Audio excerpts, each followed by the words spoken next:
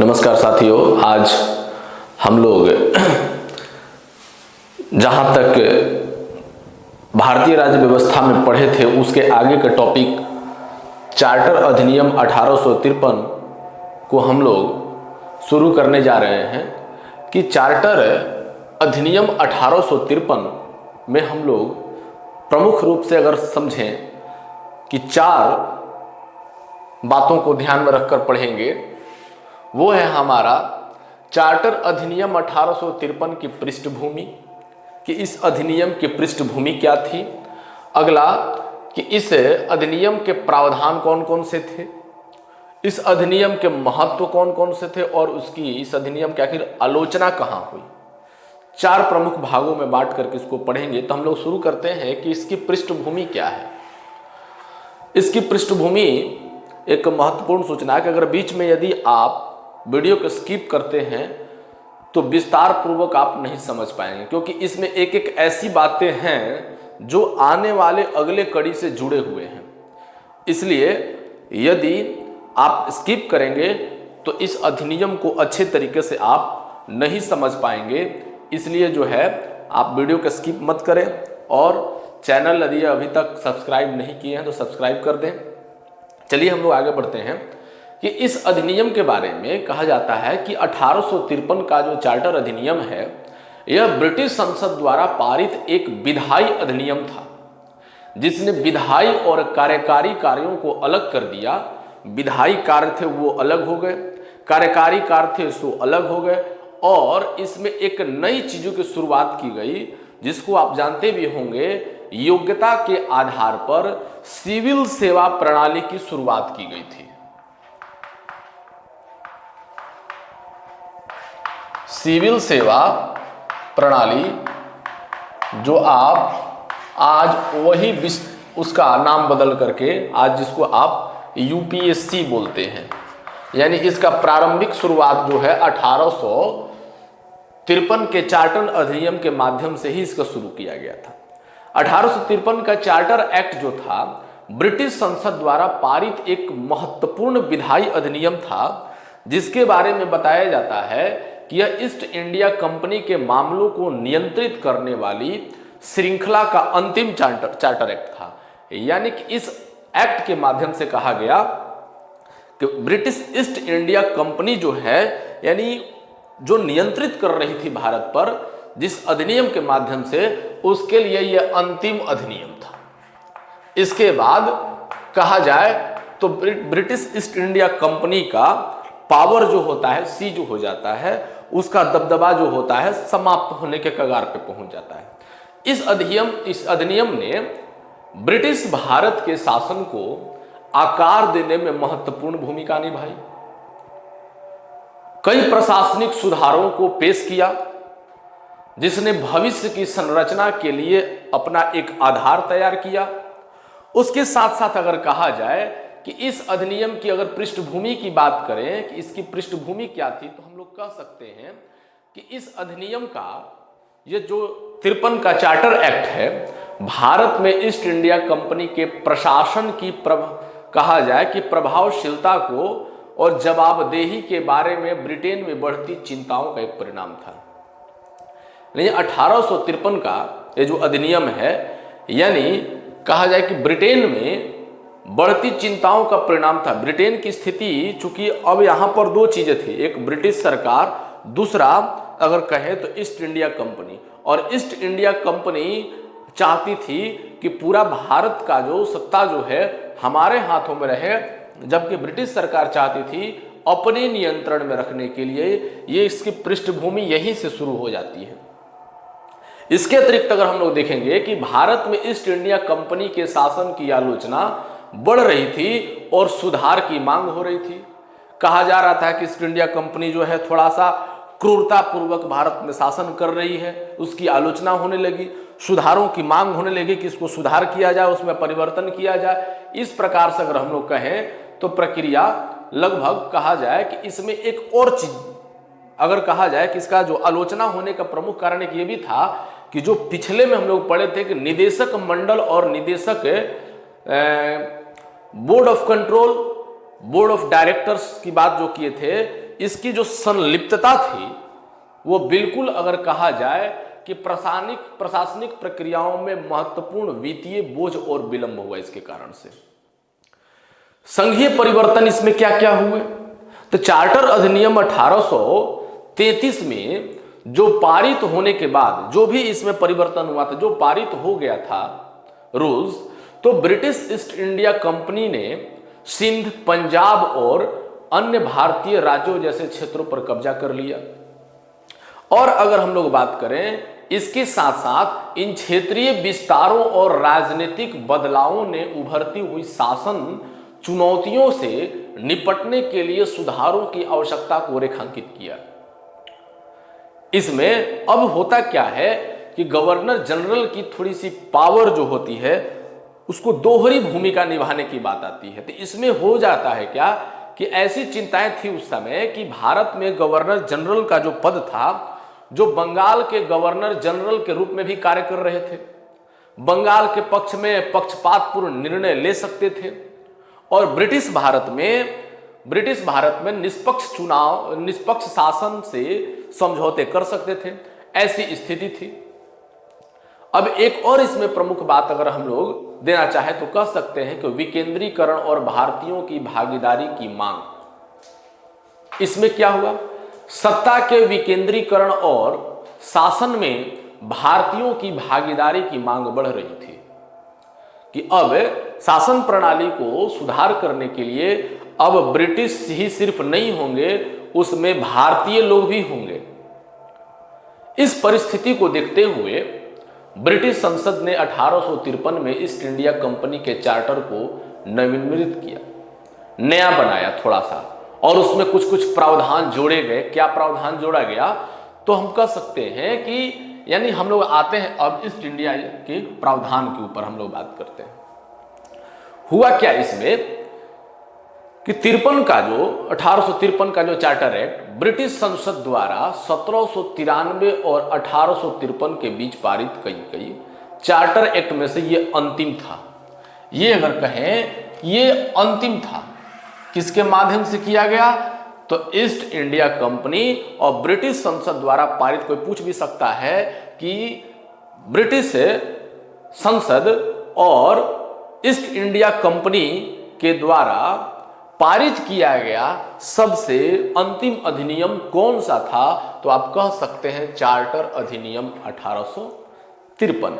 यह एक महत्वपूर्ण रूप से कहा जाए कि संवैधानिक मील का पत्थर था और इसे लॉर्ड डलहौजी के कार्यकाल के दौरान पेश किया गया। यानी उस समय शासन करने के क्रम में लॉर्ड डलहौजी यहां के थे, लॉर्ड डलहौजी, इसी के कार्यकाल में यह आया। और इसके बारे में कहा जाता है कि 1853 के चार्टर एक्ट में जो प्रावधान थे, क्या क्या प्रावधान थे, तो पहला अगर कह सकते हैं कि ईस्ट इंडिया कंपनी के चार्टर का अनिश्चितकालीन नवीकरण। मतलब इसमें कह दिया गया कि चार्टर एक्ट 1853 ने कंपनी के शासन को बढ़ाया, कंपनी के शासन को कह दिया कि बढ़ाया जाएगा और उसे ब्रिटिश क्राउन के लिए कहा जाए ट्रस्ट में भारतीय क्षेत्रों पर कब्जा करने की अनुमति दे दी। कहा गया कि अब तुम्हें भारतीय क्षेत्रों पर कब्जा कर सकते हो। पिछले जो चार्टर्स के विपरीत इनमें से एक विशिष्ट अवधि के निर्दिष्ट नहीं की गई थी। इससे संकेत मिलता है कि संसद किसी भी समय कंपनी के शासन को समाप्त कर सकती थी, यानी पूरा पावर ब्रिटिश संसद के पास चला गया। अब कंपनी का स्थिति वहां से नीचे गिरना, इसका स्तर ग्राफ नीचे गिरते चला गया और इसमें शक्तियों का पृथक्करण किया गया। कहा जाए तो पृथक्करण करने का मतलब शक्तियों को अलग अलग भागों में बांट दिया गया। इस अधिनियम ने गवर्नर जनरल की परिषद के विधायी और कार्यकारी कार्यों को औपचारिक रूप से अलग कर दिया कि विधायी कार्य अलग होंगे और उसके साथ साथ कार्यकारी जो कार्य जो होंगे वो अलग होंगे, उसको औपचारिक रूप से अलग कर दिया गया। और पृथक्करण जो करके ब्रिटिश भारत में अधिक व्यवस्थित और औपचारिक विधायी प्रक्रिया के विकास की दिशा में एक महत्वपूर्ण कदम था। कहा जाए इसमें एक और क्या हुआ, विशेष प्रावधान एक और क्या जोड़े गए, तो कह सकते हैं कि भारतीय विधान परिषद की स्थापना की गई इसमें। तो भारतीय विधान परिषद की स्थापना के अंतर्गत देखेंगे कि इस अधिनियम चार्टर अधिनियम 1853 जो था, इसमें 6 नए परिषद सदस्यों को शामिल करने का प्रावधान किया गया, जिन्हें विधान पार्षद कहा जाता था। 6 लोग थे जिन्हें विधान पार्षद कहा जाता था। दूसरे शब्दों में यदि हम लोग कहना चाहे तो कह सकते हैं, ये भी कह सकते हैं, इसने एक अलग गवर्नर जनरल विधान परिषद बनाई, जिसे भारतीय यानी कि केंद्रीय विधान परिषद के रूप में जाना गया। विधि सदस्य गवर्नर जनरल की कार्यकारी परिषद का पूर्ण सदस्य बन गया, यानी विधि के जो सदस्य थे वो कहा जाए तो हम लोग कह सकते हैं कि कार्यकारी परिषद का पूर्ण सदस्य बन गया। इसमें एक और कार्य क्या किया गया कि विधान परिषद का विस्तार किया गया। विधान परिषद के विस्तार के बारे में कहा गया कि परिषद का यह विधायिक रूप से विंग एक कहा जाए कि मिनी संसद के रूप में कार्य करता था, जो ब्रिटिश संसद की तरह काम करता था। इस प्रकार पहली बार क्या हुआ कि कानून बनाने को लेकर के सरकार का एक विशेष कार्य माना गया, जिसके लिए विशेष मशीनरी और प्रक्रियाओं की आवश्यकता थी। विधान परिषद के सदस्यों में governor general, commander in chief governor general की परिषद के 4 सदस्य, मुख्य न्यायाधीश और कलकत्ता सुप्रीम कोर्ट के एक नियमित न्यायाधीश, प्रांतीय सरकारों के 4 प्रतिनिधि इसमें शामिल थे। और इसका एक प्रमुख कहा जाए प्रावधान के रूप में वह क्या था कि सिविल सेवा की शुरुआत, जैसे कि वीडियो का स्टार्टिंग में ही हमने बताया आपको कि सिविल सेवा की शुरुआत इसमें की गई। 1800 चार्टर के जो अधिनियम थे, इसमें सिविल सेवकों के चयन और भर्ती के बारे में, भर्ती के लिए एक खुली प्रतियोगिता प्रणाली की शुरुआत की गई कि जिसमें कोई भी भाग ले सकता है। इस प्रकार अगर कहें कि संविदा सिविल सेवा भी अगर कह सकते हैं कि जो स्थिति थी उस समय की, तो उसको हम लोग कह सकते हैं कि संविदा सिविल सेवा के विस्तार भारतीयों तक भी कर दिया गया। 1854 में मैकाले समिति, जिसे भारतीय सिविल सेवा के नाम से भी जाना जाता है, अगर कोई पूछे कि मैकाले समिति का मतलब क्या होता है तो कह सकते हैं कि जिसे भारतीय सिविल सेवा समिति, यानी 1854 में इसका गठन किया गया। और कहें कि इसमें एक और प्रावधान क्या किया गया कि स्थानीय प्रतिनिधित्व की शुरुआत की गई। स्थानीय प्रतिनिधित्व में 1853 के चार्टर ने पहली बार भारतीय यानी कि केंद्रीय विधान परिषद में स्थानीय प्रतिनिधित्व की शुरुआत की और गवर्नर जनरल की परिषद के 6 सदस्य, नए विधायी सदस्यों में 4 की नियुक्ति मद्रास, बंबई, उस समय बंबई था, बंगाल और आगरा की स्थानीय सरकारों द्वारा की गई। निदेशक मंडल की संख्या में कमी हुई उस समय। कैसे क्या किया गया? चार्टर अधिनियम 1853 ने ईस्ट इंडिया कंपनी के निदेशकों की संख्या में 24 से घटा करके 18 कर दिए। 6 को क्राउन द्वारा नामित किया गया। अब कहा गया कि 6 जो व्यक्ति होंगे वो ब्रिटिश क्राउन द्वारा वो नामित किए जाना था, ऐसा प्रावधान उसमें कर दिया गया। विभिन्न प्रेसिडेंसियों की स्थापना भी इसमें की गई। जैसे अगर हम लोग कहें कि विभिन्न प्रेसिडेंसियों की स्थापना की अवधारणा के बारे में बात करें कि इस एक्ट की शुरुआत में ही किया गया। इस एक्ट में कोर्ट ऑफ डायरेक्टर्स को पंजाब राज्य के लिए लेफ्टिनेंट गवर्नर, एलजी जिसको बोलते हैं, और नियुक्त करने का अधिकार दिया गया। इसलिए 1859 में एक नई प्रेसिडेंसी की स्थापना की गई। अब रह गया बात कि इनमें जो सदस्य थे उन सदस्यों का वेतन कैसे दिया जाता था।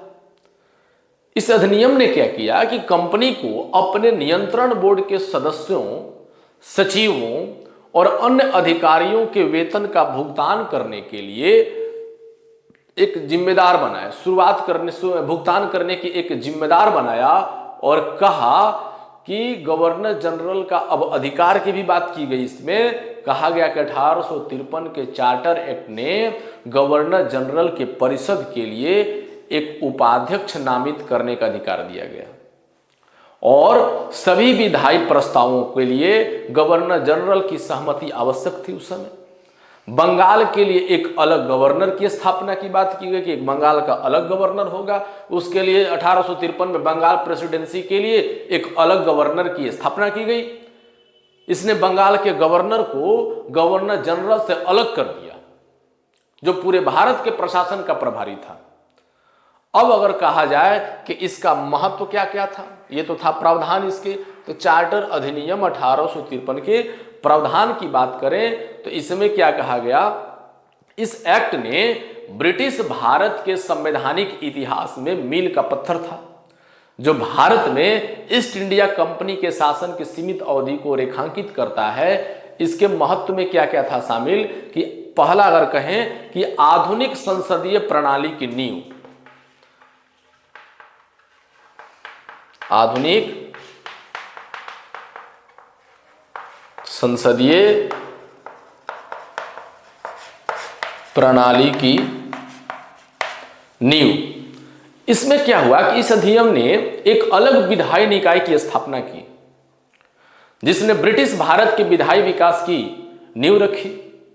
यह भारत में एक औपचारिक विधायी प्रक्रिया की शुरुआत थी, जो बाद में आधुनिक संसदीय प्रणाली के रूप में विकसित हो गई।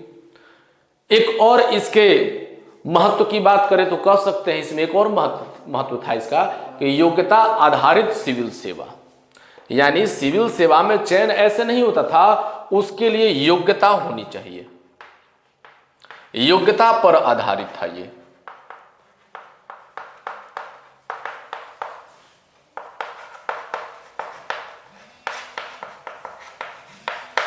योग्यता पर आधारित सिविल सेवा। इसमें कहा गया कि इस अधिनियम ने सिविल सेवा भर्ती के लिए एक खुली प्रतिस्पर्धा की शुरुआत की, जिसके परिणाम स्वरूप एक अधिक पेशेवर और कुशल प्रशासनिक प्रणाली विकसित हुई। और एक अन्य इसका महत्व यह भी था, अधिक यानी कहा जाए कि अधिक ब्रिटिश नियंत्रण।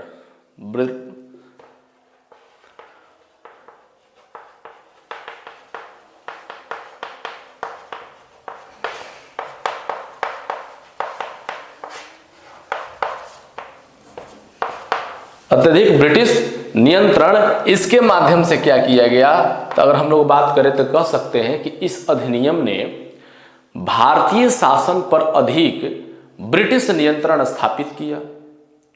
ईस्ट इंडिया कंपनी के शासन के लिए कोई निश्चित अवधि निर्धारित न करके अधिनियम ने कहा जाए कि प्रभावी रूप से कंपनी के प्रावधान को ब्रिटिश संसद की प्रत्यक्ष निगरानी के अधीन कर दिया। इसमें एक और इसका एक महत्व था कि अधिकार को हस्तांतरण कर दिया गया। चौथा था अधिकार का हस्तांतरण, अधिकार का हस्तांतरण कर दिया गया, यानी बंगाल सरकार के गवर्नर जनरल पर अपनी पर्यवेक्षी भूमिका छोड़ दी गई, जिससे वह सीधे ब्रिटिश सरकार की ओर से काम कर सके। यह अधिकार की बात करें कि अधिकार का यह हस्तांतरण अधिनियम द्वारा लाया गया और एक यह महत्वपूर्ण परिवर्तन किया गया।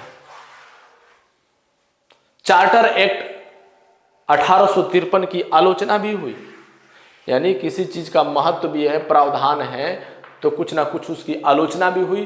तो आलोचना की बात करें तो आलोचना इसका 1853 का चार्टर अधिनियम जो है, एक्ट जो है, कुछ पहलुओं में प्रगतिशील था, लेकिन इसमें भारतीयों को प्रतिनिधित्व न देने के कारण क्या हुआ कि विधान परिषद की शक्तियों पर सीमाएं लगाने के कारण इसकी काफी आलोचना हुई।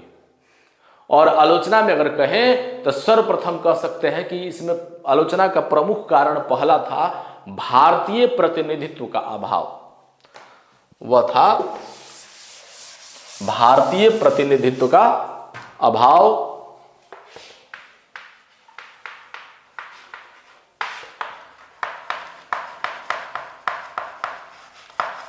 भारतीय प्रतिनिधित्व का अभाव। मेंस में यदि प्रश्न इस प्रकार का हो तो आप उसको जो है क्या कर सकते हैं, या आप ग्रेजुएशन करने वाले हैं या आप पोस्ट ग्रेजुएट के हैं और आपके सब्जेक्ट का चीज है तो विश्लेषण करने के लिए आप इसको टॉपिक के रूप में दे सकते हैं। प्रथम और देना होगा कि इसका आलोचना क्या हुई, तो प्रथम फर्स्ट नंबर पर आप दे सकते हैं कि भारतीय प्रतिनिधित्व का अभाव था, जिसके कारण से इसकी काफी आलोचना की गई। इस आलोचना में कहा गया कि ब्रिटेन विधान परिषद में भारतीय प्रतिनिधित्व को शामिल न करने के लिए यह की गई थी, जिससे कहा जाए कि स्थानीय आवाजें शासन से बाहर हो गई। स्थानीय कहने का मतलब भारतीय जो लोग थे उसको बाहर रखा गया। इसके अलावा भारतीयों को कार्यकारी सदस्यों के रूप में स्वीकार नहीं किया गया। एक और क्या किया गया इसमें, दूसरा कह सकते हैं सीमित विधायी शक्तियां थी इसमें, सीमित विधायी शक्तियां। सीमित विधायी शक्तियों के अंतर्गत हम लोग कह सकते हैं कि विधायी, और इसका विश्लेषण आप कर सकते हैं कि विधायी और कार्यकारी कार्यों को अलग करने के बावजूद गवर्नर जनरल ने अधिकांश नियंत्रण अपने पास रखा, जिससे परिषद की विधायी शक्तियां सीमित हो गई। एक और इसकी क्या थी आलोचना हुई कि भारतीय सिविल सेवा में प्रवेश कई बाधाएं जो कुछ थी, वो बाधाएं क्या थी,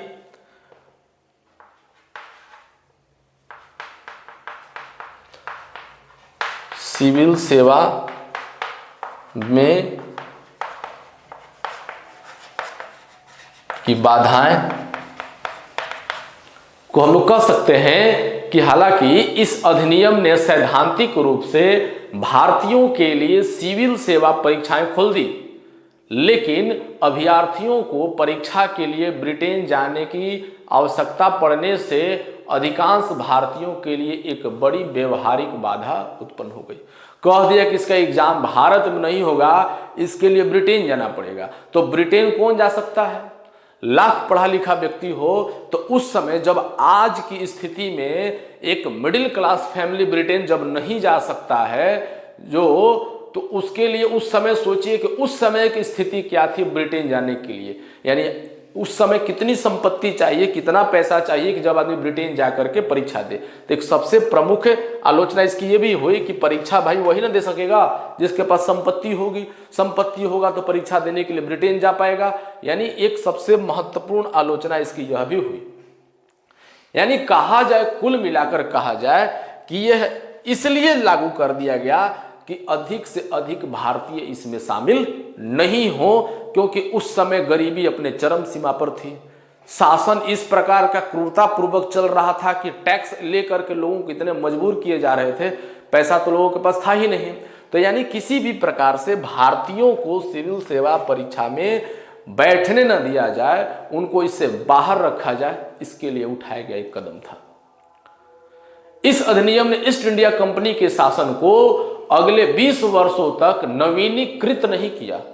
20 वर्ष तक ऐसे ही चलते रहा, जिससे ब्रिटिश क्राउन को संभावित रूप से नियंत्रण करने की अनुमति मिल गई। विशेष रूप से 1857 के जो विद्रोह हुए, 1857 की क्रांति जो हुई, उस अधिनियम के बारे में कहें उसके बाद आखिर शुरू हुआ।